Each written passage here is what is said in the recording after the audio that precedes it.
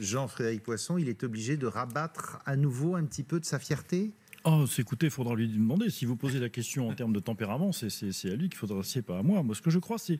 Il y a une question qu'on a, alors, que vous avez, parce que vous avez beaucoup parlé des Gilets jaunes depuis le début, mais est-ce que les Gilets jaunes ne demandent que des ajustements de la politique du président de la République, ou est-ce qu'ils demandent un changement en profondeur de la politique du président de la République? Bien sûr. Tout ce qu'on entend, c'est le deuxième cas. Bien entendu. Si on est sur des ajustements, alors d'une certaine manière, qu'ils soient inflexibles, ça n'a pas d'importance, puisque à la marge, comme vous dites, on pourra toujours trouver 2 milliards.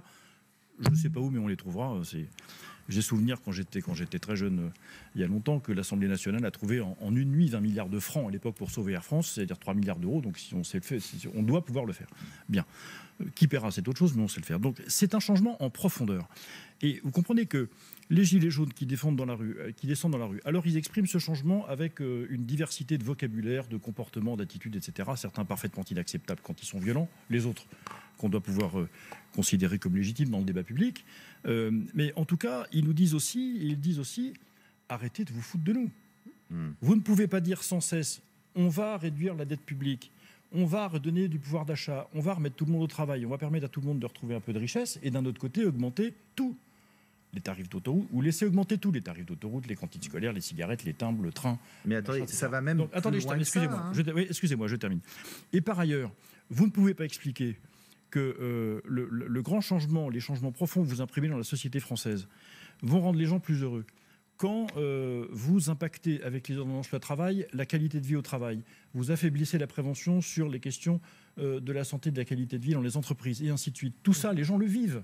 Et donc, à un moment, ils se disent, quand par-dessus le marché, vous apprenez que les négociations sur le TAFTA reprennent cette semaine, alors que c'est une espèce d'épouvantail qui a raison. C'est l'accord avec l'accord transatlantique sur le commerce avec les États-Unis d'Amérique. Avec les États-Unis cette fois, oui, c'est ça. Parce que le Canada, le CETA, c'est voté depuis un an, sans débat au Parlement d'ailleurs, et sans que la représentation nationale ait été saisie de quoi que ce soit. Donc tout ça, les gens le voient, ils le savent.